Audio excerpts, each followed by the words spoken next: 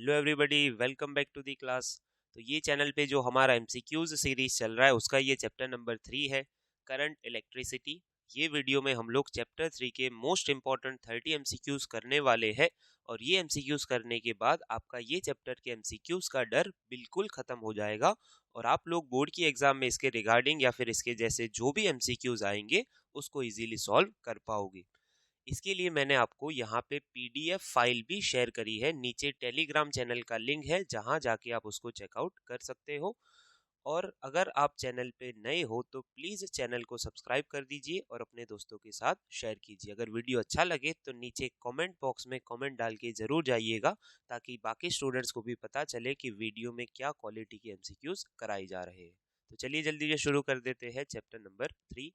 पहला क्वेश्चन है electric current density is dash. अब electric current density vector quantity है, उसका फॉर्मूला आपको याद रखना है J is equal to I upon A. Current density आपकी वेक्टर है, ये क्या है आपकी vector quantity. Simple theoretical question पूछा है इधर। चलिए number 2, conducting wire carries a current of, current कितना है 0.7 ampere. How many number of electrons will flow through a cross section of conductor in 2 seconds. देखो आपको यहाँ पे क्या गिवन है पहले लिख लेते हैं। आपको गिवन है करंट 0.7 एम्पियर, आपको बताना है नंबर ऑफ इलेक्ट्रॉन कितने होंगे, आपको टाइम गिवन है 2 सेकंड। अभी आपको एक फॉर्मूला पता है I is equal to Q upon T, यानी जो करंट होता है charge flown per unit time. अभी आपको चार्ज नहीं पूछा, उसका नंबर पूछा है, तो आप इसको लिख सकते हो क्यू की जगह एन ई अपॉन टी।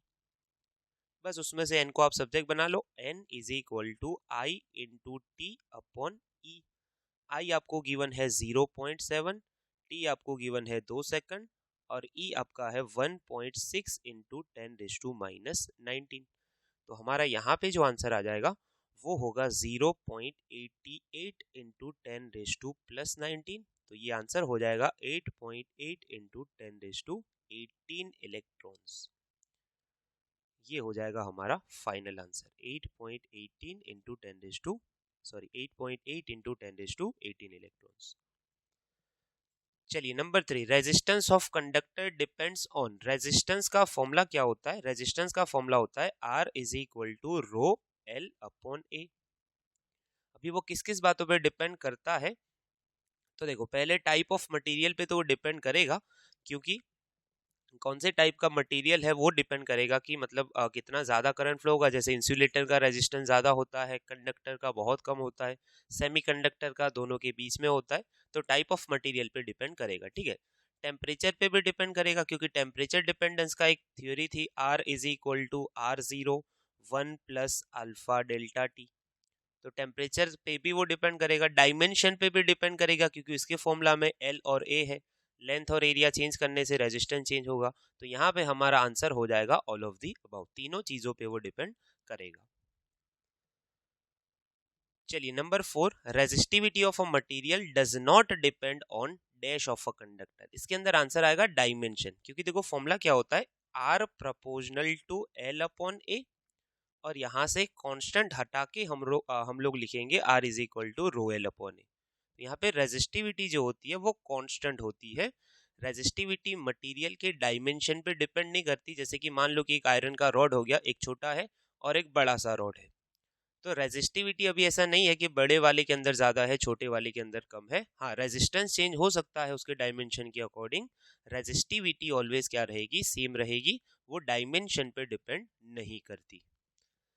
चलिए number 5, dash is Ohm's law for good conductor. देखो ओम्स लॉ क्या होता है, V is equal to I R होता है। अभी कुछ स्टूडेंट्स इतना फॉर्मूला रट के रखते हैं तो उन्हें मतलब लगता है कि V प्रोपोर्शनल टू R होना चाहिए, पर ऐसा बिल्कुल नहीं है। ये फॉर्मूला आया कहाँ से है? तो स्टार्टिंग थ्योरी कैसे थी, V प्रोपोर्शनल टू I, फिर हम लोग लिखते थे V is equal to I R, यानी आपका ओम्स लॉ जो है वो है V प्रोपोर्शनल टू I। ये आपको याद रखना है।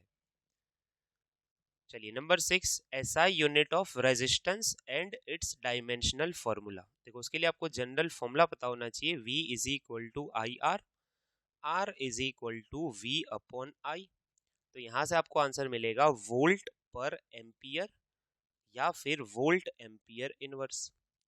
तो ये ऑप्शन में भी है, ये ऑप्शन में भी है, ये दोनों ऑप्शन गलत है। अभी उसका डायमेंशनल फॉर्मूला देखेंगे, तो डायमेंशनल फॉर्मूला हमारा क्या होगा, तो देखो R is equal to V upon I पे से हम लोग करेंगे इसको, R is equal to V upon I पे से सॉल्व करेंगे, R is equal to V upon I. अभी आपको सारे डायमेंशनल फॉर्मूला रट के नहीं रखने, V को आप लोग E इंटू डी लिख सकते हो, V is equal to E D. अच्छा, अभी E को क्या लिख सकते हो, F अपॉन क्यू लिख सकते हो, D और ये I तो है ही। अभी आप F का डायमेंशनल फॉर्मूला लिखो, F का क्या होता है, mass into acceleration m1 l1 t minus 2। D का क्या होता है l1, नीचे Q का क्या होता है आई टी के ऊपर से a1 t1, और करंट का क्या होता है आपका a1। तो यहाँ से आपका आंसर मिलेगा m1 ऊपर l1 और ये l1 l2, ये t माइनस 2 है, नीचे से एक ऊपर आएगा -1 और ऐड हो जाएगा -3, और a1 a2 ऊपर आके -2, m1 l2 t minus 3 a minus 2। तो यहाँ से आंसर आएगा option number B, option number B. इस तरीके से आपको डिराइव करना है, अगर याद रह जाए तो अच्छी बात है, नहीं याद रहता तो आप लोग इसको कर सकते हो। चलिए number 7, resistance of wire having a radius R, radius उसकी आर है और उसका रेजिस्टेंस है capital R. If the new wire of a radius 2r is made, then the new radius नहीं होना चाहिए, इधर रेजिस्टेंस होना चाहिए, न्यू रेजिस्टेंस, न्यू रेजिस्टेंस। तो कितना होगा, तो देखो आपको फॉर्मूला पता है, R proportional to L upon A। अभी जब आप लोग सिर्फ रेडियस चेंज कर रहे हो तो यहाँ पे बहुत सारे स्टूडेंट्स यही गलती करते हैं कि L को यहाँ से हटा देंगे और सीधा लिख देंगे R प्रोपोर्शनल टू A, जो बिल्कुल गलत है, क्योंकि जब आप एरिया चेंज करोगे तो लेंथ कांस्टेंट नहीं रहेगी। यानी आप लोगों के पास जो पहले वायर है उसकी कुछ रेडियस है R, यानी मान लो कि ये वायर है, इसकी कुछ रेडियस है यहाँ पे R। अभी आपको इसी वायर की रेडियस को 2r करना है, यानी आप खुद सोचो कि अगर मैं यही वायर की रेडियस को डबल करना चाहूंगा तो उसकी लेंथ को मुझे क्या करना पड़ेगा, कम करना पड़ेगा। तो इसका मतलब ये हुआ कि लेंथ कांस्टेंट नहीं है, पर अगर आप लोग सोचो कि ये जो वायर था उसका जितना वॉल्यूम था इतना ही ये नए वायर का वॉल्यूम होगा, यानी वॉल्यूम कांस्टेंट है। तो मुझे करना क्या पड़ेगा, लेंथ को मैं यहाँ से हटाना चाह रहा हूँ और मुझे वॉल्यूम का टर्म लेके आना है और मुझे चेंज करनी है रेडियस। तो देखो क्या करेंगे, R proportional to L upon A है, इनटू एरिया करो और डिवाइड बाय एरिया करो। तो यहां से जो बनेगा R proportional to length into area, ये बन जाएगा आपका वॉल्यूम और नीचे आ जाएगा a स्क्वायर। अभी आपका जो वॉल्यूम है वो कांस्टेंट है, तो आप प्रोपोर्शनलिटी के सामने से उसको हटा के लिख सकते हो R proportional to 1 upon a square. तो यहाँ से अब इस तरह से आपका आंसर बनेगा। अभी 1 अपॉन a स्क्वायर पे से लिखेंगे R proportional to 1 upon a square, तो R1 by R2 is equal to A2 square upon A1 square. अभी क्रॉस सेक्शनल का एरिया क्या होता है, तो वो होता है पाई R square. R1 by R2, देखो पूरे का स्क्वायर है, ध्यान से समझना, पाई R2 स्क्वायर और उसका स्क्वायर, और divide by pi R1 square और उसका स्क्वायर। चलो पाई पाई कैंसिल हो जाएगा, R1 by R2 is equal to R2 raise to 4 divide by R1 raise to 4। चलो R1 आपका R है, R2 बताना है, R2 आपने कितना कर दिया 2R रेज टू 4 और नीचे R रेज टू 4। चलो ये R रेज टू 4 तो ये R से कैंसिल हो जाएगा, ऊपर क्या बचेगा R upon R2 is equal to 16। तो R2 आपका जो हो जाएगा R बाई 16, फाइनल आंसर आपका हो जाएगा R बाई 16। तो इस तरीके से आप लोग उसको सॉल्व कर सकते हो। बस आपको याद ये रखना है यहाँ पे कि सीधा R प्रोपोर्शनल टू 1 अपॉन ए नहीं होगा, वॉल्यूम ला के उसको क्या करना पड़ेगा, कैंसल आउट करके फिर आप लोग ये फॉर्मूला लिख सकते हो। तो आप सीधा भी याद रख सकते हो कि सिर्फ अगर अकेला एरिया चेंज होता है, यानी रेडियस या एरिया दोनों में से आपको जो भी गिवन हो, तो आप सीधा ये अप्लाई कर सकते हो। इस तरीके से आप लोग सॉल्यूशन करके ये आंसर लेके आ जाओगे, तो ऑप्शन में आपको मिल जाएगा। देखिए कौन सा ऑप्शन है, R upon 16, option number B.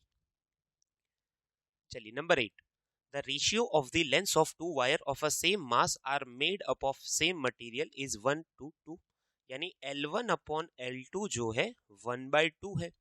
तो आपको ये बताना है therefore ratio of the resistances. देखो वापस यहाँ पे R proportional to L upon A, पर अभी एरिया कांस्टेंट नहीं है दोनों के अंदर, मतलब सेम मटेरियल सेम मास है। एरिया, सिर्फ एरिया आप लोग इग्नोर नहीं कर सकते, आपको यहाँ पे लेके आना पड़ेगा वॉल्यूम।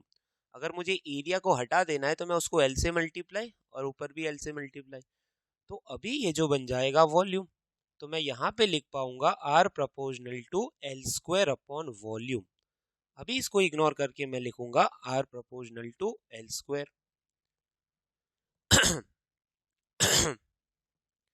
तो यहाँ से मेरा आंसर बनेगा R1 upon R2 is equal to L1 square upon L2 square. तो ये आंसर बनेगा, देखो 1/2 था तो 1 का स्क्वायर 1 और 2 का स्क्वायर 4। तो आप लोग अभी वापस याद रखो इसको कि जब सिर्फ लेंथ की बात चल रही हो तो आप सीधा लिख सकते हो R proportional to L square, और ऊपर वाले क्वेश्चन में वैसे ही सिर्फ एरिया की बात चल रही हो तो R proportional to 1 upon A square. तो यहाँ पे आंसर आ जाएगा 1/4। चलिए next number 9, resistivity of a copper wire is 5 into 10⁻⁻⁶. its length is 110. if its resistance is 7 ohm then radius of the wire will be dash centimeter. तो देखो आपको resistivity given है, रेजिस्टिविटी है 5 into 10⁻⁻⁶ ओम centimetre. उसके बाद length आपको given है 110 centimetre, resistance आपको गिवन है 7 ओम। तो आपको बतानी है कि उसकी रेडियस क्या होगी। फॉर्मूला लगाएंगे R is equal to rho L upon A की जगह मैं सीधा लिख रहा हूँ पाई R स्क्वायर। आप R स्क्वायर को सब्जेक्ट बना लो, rho L upon pi R। अभी रेडियस आपको सेंटीमीटर में लेके आनी है तो बाकी वैल्यूज आप सेंटीमीटर में रख सकते हो। देखो ऑप्शन सारे 5 के डिजिट वाले ही है तो ध्यान रखना इधर अच्छे से। चलो रो क्या हो जाएगा 5 into 10⁻⁶, L क्या हो जाएगा 110, पाई क्या हो जाएगा 3.14, और आपका जो रेजिस्टेंस है वो कितना हो जाएगा 7। इसको सॉल्व करेंगे हम लोग, तो सॉल्व करने पे क्या आंसर आ रहा है 5 into 110 into 5 into 110 divide by 3.14 divide by 7। तो ये आंसर आ रहा है 25 into 10⁻⁶। ये R स्क्वायर का आंसर आ रहा है 25 into 10⁻⁶। तो आपका जो R बन जाएगा 5 into 10⁻⁻3। फाइनल आंसर हो जाएगा 0.005 सेंटीमीटर, 0.005, ऑप्शन नंबर ए। चलिए number 10, number density of free electron in wire. Number density जो है आपकी स्मॉल n, यानी नंबर ऑफ चार्जेस पर unit volume. Cross section A है, ड्रिफ्ट वेलोसिटी vd है, तो इलेक्ट्रिक करंट आपको बताना है। देखो ये फेमस इक्वेशन है, ये बहुत बार रिपीट होता है एग्जाम में, I is equal to N A V D E. बस इतना आपको याद रखना है, N A V D E. Option में इस तरह से उन्होंने लिखा है A V D N E, multiply आप आगे पीछे लिख सकते हो, तो ये ध्यान रखना। और मेन ध्यान ये रखना है यहाँ पे कि ये जो ई है वो चार्ज वाला ई है। कभी कभी ऑप्शन में आपको कैपिटल ई भी दे देते हैं, तो ध्यान से आपको ऑप्शन देखने हैं। चलिए number 11, in colour code of carbon film register fourth band gives which information. जो फोर्थ बैंड होता है वो आपको देता है टॉलरेंस, टॉलरेंस देगा आपको, फोर्थ बैंड आपको देगा टॉलरेंस। चलिए number 12, resistance value of carbon register varies between 1760 and 2640, its colour code. देखो अभी आपको करना क्या है, ध्यान से समझना इसको। आपको दो वैल्यूज गिवन है 1760 ओम टू 2640 ओम। अभी दो वैल्यूज में आपको कैसे करना है, तो यहाँ पे जो फ्लक्चुएशन आ रहा होगा रेजिस्टेंस के अंदर, ये दो वैल्यूज के बीच में आ रहा होगा। कौन सी 1760 एंड 2640। तो अभी आपको क्या करना है, इसके बीच वाला नंबर निकालना है। 1760 प्लस 2640 डिवाइड बाय 2, तो हम लोग लिखेंगे उसको 2200, 2200 इसका आंसर आएगा। ठीक है, अभी करना क्या है, तो हमारी जो वैल्यूज है वो 2200 प्लस और माइनस, अभी आप ध्यान से देखो 2200 में से कितना प्लस करेंगे तो ये आएगा। तो आप देख पा रहे हो कि 2200 प्लस 440 कर देंगे। उसी तरह 2200 माइनस कितना करेंगे, 2200 माइनस भी 440 करेंगे तो क्या मिल जाएगा 1760, यानी हमने इसके बीच वाला नंबर निकाला। इस तरफ 440 जाओ तो ये मिलेगा, इस तरफ 440 जाओ तो ये मिलेगा, ठीक है। तो ये वाला जो 440 है 2200 के कितने परसेंट है, तो आप इजीली पता लगा सकते हो कि 440 जो है उसके कितने परसेंट है, 2200 इंटू 100 करो तो ये 00 कैंसिल, ये आंसर आ जाएगा 20%। कितने आ जाएगा, 20%। तो ये वाला जो आंसर हम लोग अभी लिख पाएंगे 2200 प्लस और माइनस 20%, यानी 2200 के 20% वैल्यू है ये उसके पीछे प्लस या माइनस के अंदर, ठीक है। अभी और हम लोग इसको थोड़ा और लिख सकते हैं ऐसे 22 इंटू 10⁻² प्लस और माइनस 20%। अभी आपको कलर कोडिंग वाला टेबल याद होना चाहिए, आपने जो भी शॉर्टकट से उसको याद रखा है आप उसको फॉलो करना। मैं आपको यहाँ पे आंसर बता रहा हूँ, 2 नंबर है जो रेड होगा, उसके बाद भी 2 है वो भी रेड होगा, 10⁻² भी रेड होगा और 20% में नो कलर, 20% में नो कलर। तो आंसर आएगा रेड रेड रेड और नो कलर या फिर नो बैंड, ठीक है। तो आपको जो टेबल था कलर कोडिंग वाला चैप्टर 3 में वो याद करना है। चलिए number 12, a wire has a non-uniform cross section as shown in figure. A steady current is flowing through it, then the drift speed of the electrons from while going from A to B, यानी जब आपके electron यहाँ से यहाँ जाएंगे, larger area वाले अंदर जाएंगे, एंड पे जाएंगे, तो क्या होगा उनकी ड्रिफ्ट स्पीड का। तो देखो सिंपल सी बात है, आप फॉर्मूला पता है आपको, I = NAVDE। तो VD = क्या हो जाएगा, I/NAE। तो सिंपल सी बात है कि जब यहाँ पे एरिया इंक्रीज होगा तो स्पीड क्या होगी, डिक्रीज होगी। यस, ऐसा ही आप लोग 11th में फ्लूइड मैकेनिक्स में पढ़ते थे कि जब पाइप का एंड आगे जाके बड़ा हो जाए तो स्पीड कम हो जाती है। प्रैक्टिकली भी, रियल लाइफ भी एक्सपीरियंस कर सकते हो कि पाइप का अगर एंड आप लोग ऐसे थंब से अगर आप उसको कवर कर लेते हो आधा, तो एरिया कम हो जाने की वजह से स्पीड बढ़ जाती है, और अगर वापस उसको थंब हटा लोगे, एरिया बढ़ाने से स्पीड वापस क्या हो जाती है, डिक्रीज। तो हायर एरिया पे जाने से, यानी हायर एरिया वाले एंड पे जाने से स्पीड डिक्रीज होती है। अगर उल्टा पूछा हो B2A जाना हो तो स्पीड क्या होगी, इंक्रीज होगी। ये वाला आपको याद रखना है। चलिए नंबर 14, किरचॉफ्स जंक्शन शोज। देखो जंक्शन पे होता क्या है, जंक्शन के ऊपर ऐसे एक से ज्यादा एंड्स होते हैं, कुछ में से करंट एंटर कर रहा होता है, कुछ में से एग्जिट। यानी मान लो कि यहाँ से आया 10 या फिर चलो 50 ले ले, यहाँ पे गया 20, यहाँ पे जाएगा 30। सबको पता है कि जंक्शन, ये जंक्शन जो है वहां पे करंट यानी चार्ज ना तो स्टोर हो सकता है, ना तो नया चार्ज जनरेट हो सकता है। तो यहाँ पे कंजर्वेशन हो रहा है चार्ज का। जंक्शन रूल जो है वो शो करेगा कंजर्वेशन ऑफ चार्ज। उसी तरह नंबर 15, किरचॉफ जो सेकंड रूल था, लूप रूल, वो शो करेगा कंजर्वेशन ऑफ एनर्जी। यानी जो आपका जो एनर्जी होती है वो सभी कंपोनेंट्स में क्या हो जाएगी, इक्वली डिवाइड हो जाएगी। हम लोग उसको बोलते थे कि वोल्टेज डिवाइड हो जाते हैं, ठीक है। तो वो एनर्जी कंजर्वेशन का लॉ है, टेक्स्ट बुक में लिखा है, आपको अच्छे से उसको पढ़ लेना है। चलिए number 16, when 10 resistors each with resistance 1/10 are connected in parallel, equivalent resistance will be dash।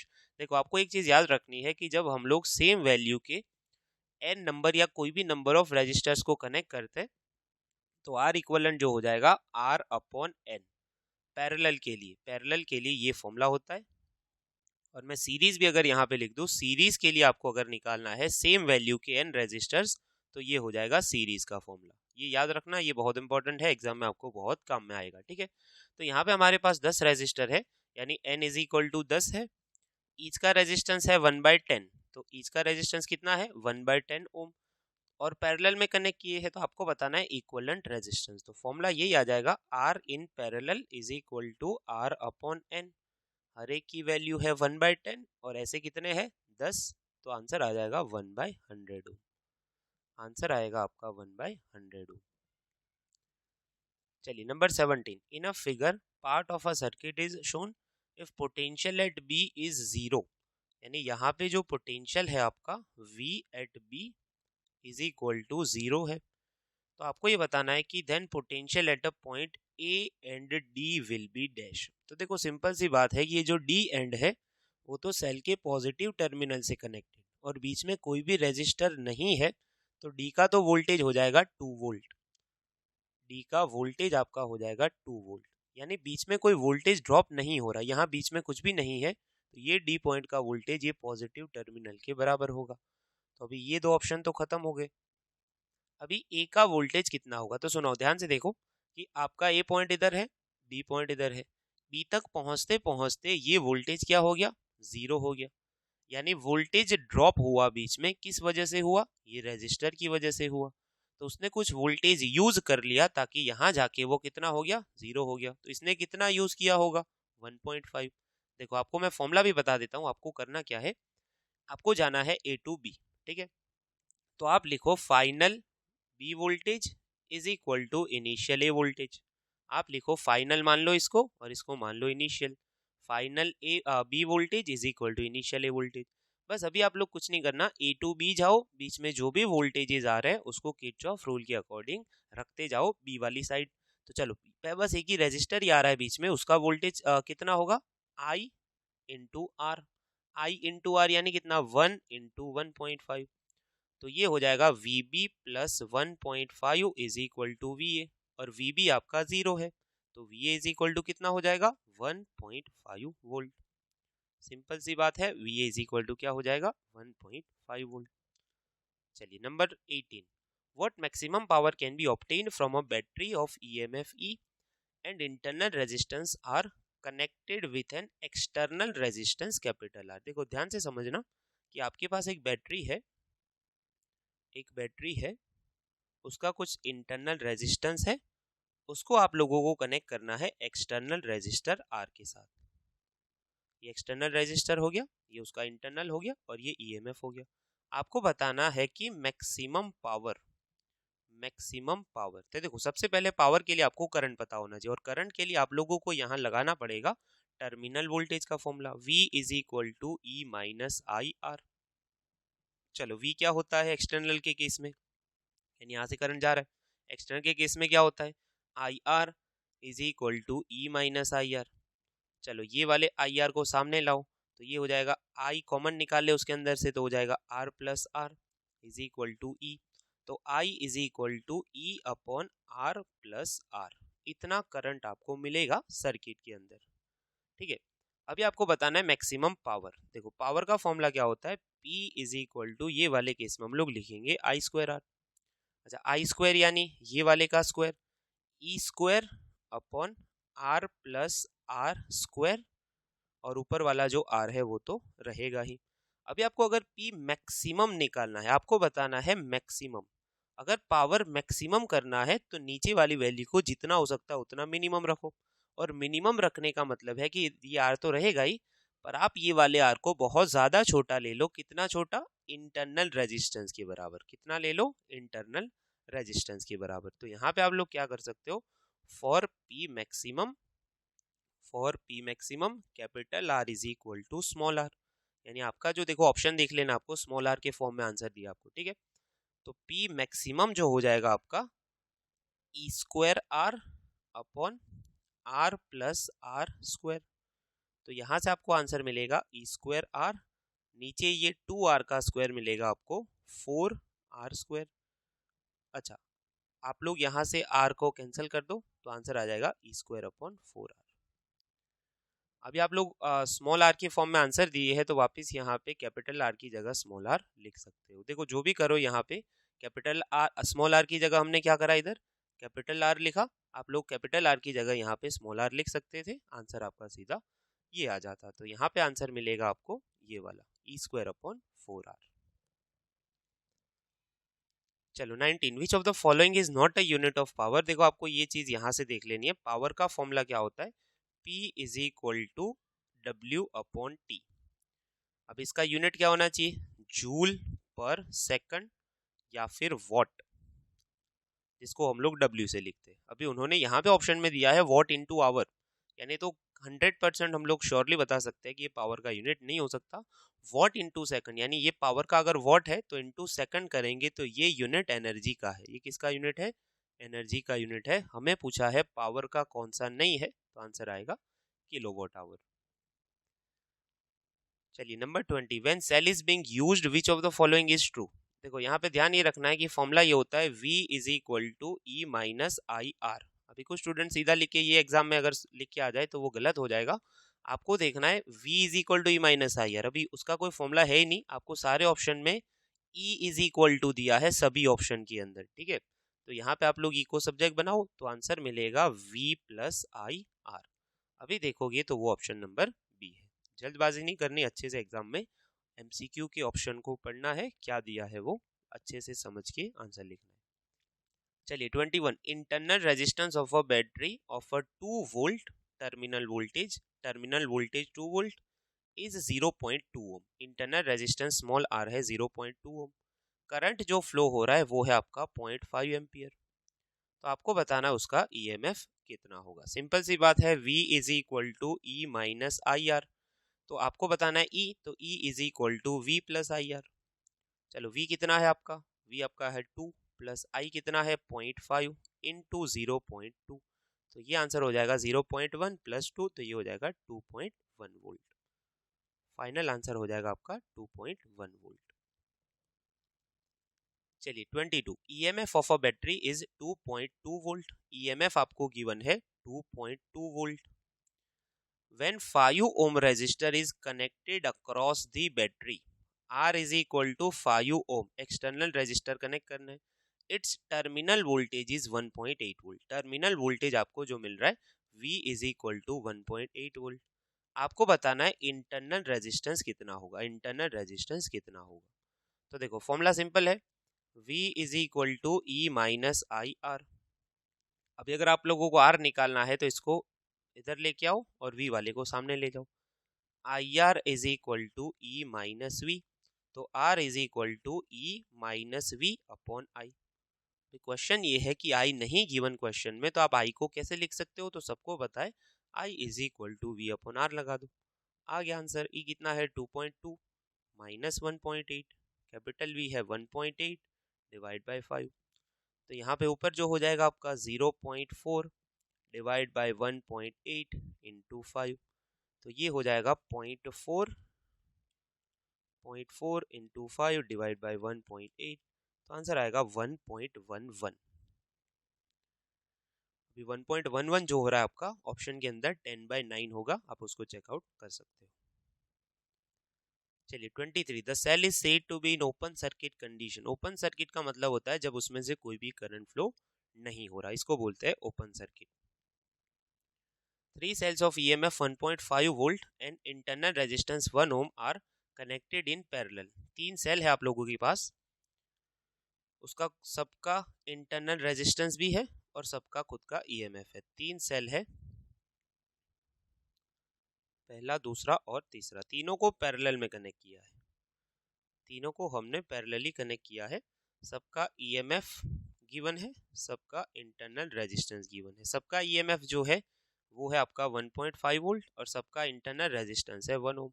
Parallel connected है, कॉम्बिनेशन का EMF बताना है। देखो पैरेलल कनेक्शन में फॉर्मूला होता था E equivalent upon R equivalent is equal to E1 by R1 plus E2 by R2 plus E3 by R3। अभी उसके लिए आपको R इक्वलेंट सबसे पहले पता होना चाहिए। R इक्वलेंट देखो 3 सेल है, 3 रेजिस्टर्स है, 1 ओम 1 ओम 1 ओम, पैरेलल कनेक्टेड है। तो R इक्वलेंट सबको पता है, मैंने बताया पहले ही, R बाय N यानी 1/3 हो जाएगा। सिंपल सी बात है, 3 सेम वैल्यू के या फिर कोई भी N number of resistor parallel में कनेक्टेड हो तो आपको सीधा फॉर्मूला लगाना है R बाय N। चलो इक्वलेंट निकालना है, तो equivalent is equal to 1/3 upon 1/3। E1 है 1.5, R1 है 1.5 सॉरी प्लस आएगा इधर बाय 1 प्लस 1.5 बाय 1। चलो इक्वलेंट को यहाँ पे रखते हैं। ये वाला जो राइट में आंसर होगा ये तीनों का, इसको मैं लिख सकता हूँ 3 टाइम्स 1.5 और सामने से ये ऊपर अगर जाएगा तो ये जाएगा सामने 1/3। 3 3 कैंसल, फाइनल आंसर भी वही आएगा जो हर एक का EMF है। फाइनल आंसर वही आएगा जो हर एक का EMF है। फाइनल आंसर आएगा 1.5 वोल्ट। तो इस मेथड से आप लोग उसको निकाल सकते हो। 25, given n resistors each of resistance capital R, how will you combine them to get maximum and minimum. देखो मैक्सिमम के केस में क्या करना है, मैक्सिमम का मतलब होता है उनको सीरीज में कनेक्ट करना। और मिनिमम कब मिलेगा, जब आप लोग उसको पैरेलल में कनेक्ट करोगे।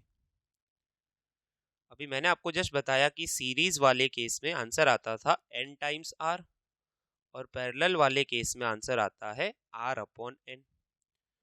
तो यहाँ पे अगर आप लोग को आंसर निकालना है तो यहाँ पे देखो मैक्सिमम एंड मिनिमम वाले का आंसर पूछा है, तो आप मैक्सिमम अपॉन मिनिमम का रेशियो निकाल लो। तो यहाँ पे आंसर आ जाएगा एन आर अपॉन एन, तो फाइनल आंसर हो जाएगा n स्क्वायर बाय 1। ये हो गया आपका आंसर।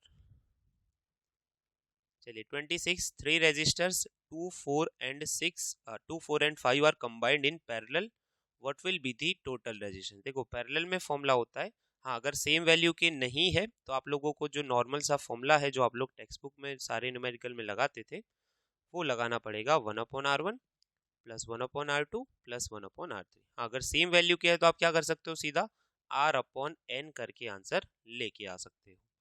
चलो यहाँ पे होगा 1/r1 यानी कितना है 2, 1/r2 यानी है 4, 1/r3 यानी 5। ये सारा 1/req के बराबर। तो 1/req क्या होगा, चलो एलसीएम 2, 4, 5 का अगर निकाले तो वो होता है 20, यानी 2 को 10 से मल्टीप्लाई करना पड़ेगा, 4 को करना पड़ेगा 5 से मल्टीप्लाई, और 5 को करना पड़ेगा 4 से। तो अगर उसको रेसिप्रोकल कर लिया जाए तो ऊपर आ जाएगा 20, नीचे आ जाएगा 10 प्लस 5 15 प्लस 4 19। तो ये हो जाएगा आपका फाइनल आंसर 20/19 ओम। चलिए 27, 1, 2 and 3 are combined in series, total resistance बताना है। 1, 2, 3 का तो सीधा हो जाएगा 6 ओम, कुछ नहीं करना है इसके अंदर, 1, 2, 3 का क्या हो जाएगा 6 ओम। 28, resistance of a conducting wire is capital R, it is divided into 10 equal parts, it is divided into 10 equal parts, now all these parts are connected in parallel, effective resistance आपको बताना है। तो देखो ध्यान से, सिंपल है कि एक वायर है, इसका रेजिस्टेंस है R, अभी आपको इसको डिवाइड कर देना है 10 इक्वल पार्ट्स के अंदर, ऐसे छोटे छोटे 10 इक्वल पार्ट्स के अंदर। तो रेजिस्टेंस ऑफ ईच पार्ट वो कितना हो जाएगा R/10, यानी आप उसको जब डिवाइड करोगे तो लेंथ के अकॉर्डिंग उसका क्या हो जाएगा R/10, यानी आप उल्टा भी सोच सकते हो कि 10 R/10 वाले सीरीज में कनेक्टेड थे, इसीलिए आपको फाइनल क्या मिल रहा था R मिल रहा था। अभी डिवाइड कर दिया तो सबका क्या है R/10। अभी ये सारे R/10 को पैरेलल में कनेक्ट करना है, तो अभी 10 रेजिस्टर्स है हमारे पास, 10 है, और हर एक का रेजिस्टेंस कितना है R/10। तो मैंने आपको बताया कि n number of resistors same value के हो और अगर पैरेलल में कनेक्टेड हो तो आंसर आता है R/n। हर एक का कितना है वो R/10, और ऐसे कितने हैं 10, तो फाइनल आंसर आ जाएगा R/100 ओम। फाइनल आंसर आ जाएगा R/100। 29, the storage battery of a car has an EMF of 12 volt, EMF आपको गिवन है 12 volt, internal resistance of a battery is 0.4, internal resistance है 0.4 ohm. What is the maximum current that can be drawn from the battery, maximum current आपको निकालना है। तो simple सी बात है, I is equal to E upon R कर लो, ई कितना है आपका 12 डिवाइड बाय 0.4, तो आंसर आ जाएगा 30 एम्पियर, आंसर आ जाएगा 30 एम्पियर। मैक्सिमम करंट के केस में डिवाइड बाय सिर्फ आर ही होगा, तो यहाँ पे आंसर आ जाएगा 30 एम्पियर। चलिए last number 30, the 4 arms of Wheatstone bridge having resistance 100, 10, 500 and R4, what will be the value of R4 if Wheatstone bridge is balanced. अगर व्हीटस्टोन ब्रिज बैलेंस है तो आपको सिंपल सा फॉर्मूला पता है, देखो व्हीटस्टोन ब्रिज में ड्रॉ नहीं कर रहा, आपको फॉर्मूला पता है R1/R2 is equal to R3/R4। अगर समझना है तो देखो मैं कर देता हूँ, फिर भी एक यहाँ पे होता था, एक यहाँ पे, एक यहाँ पे और एक यहाँ पे, बीच में लगा होता था गैल्वेनोमीटर। तो ये R1, R2, R3, R4, balance के केस के अंदर ये कंडीशन फॉलो होगी। तो आपको गिवन है R1 है 100, R2 है 10, R3 है 500, R4 आपको निकालना है। तो R4 को अगर सब्जेक्ट बनाओ, ये 0 0 कैंसिल, ये 0 भी कैंसिल, R4 सामने चला जाएगा, आंसर आएगा 50 ओम, आंसर आ जाएगा 50 ओम। ये हो गया आपका ये क्वेश्चन का आंसर 50 ओम। तो यहाँ पे ख़त्म हो रहे हैं हमारे 30 MCQs। इसकी PDF लिंक मैं आपको नीचे टेलीग्राम पे दे रहा हूँ, तो जाके उसको डाउनलोड कर लीजिए। पर इससे पहले आप लोग ये वीडियो पूरा देखिएगा। ऐसा नहीं कि हम लोग स्किप करके सीधे लास्ट पार्ट पे आ जाए और PDF डाउनलोड कर ले, क्योंकि कुछ चीज़ें समझनी ज़रूरी है। देख के आपको MCQs समझ नहीं आएंगे, यानी उसको प्रिपेयर करने के लिए समझना ज़रूरी है, पढ़ के MCQs प्रिपेयर नहीं हो सकते। तो आई होप कि आपको वीडियो अच्छा लगा है और आपका कॉन्फिडेंस बिल्ड हुआ है MCQs करने के बाद। तो आप लोग इसी तरह से चैनल पे जुड़े रहिए। नए हैं तो सब्सक्राइब जरूर से कर लीजिएगा और अपने दोस्तों के साथ शेयर कर कीजिएगा। मैं आपके लिए आगे भी ऐसे वीडियोस लेके आता रहूँगा। Thank you very much. Wish you all the best.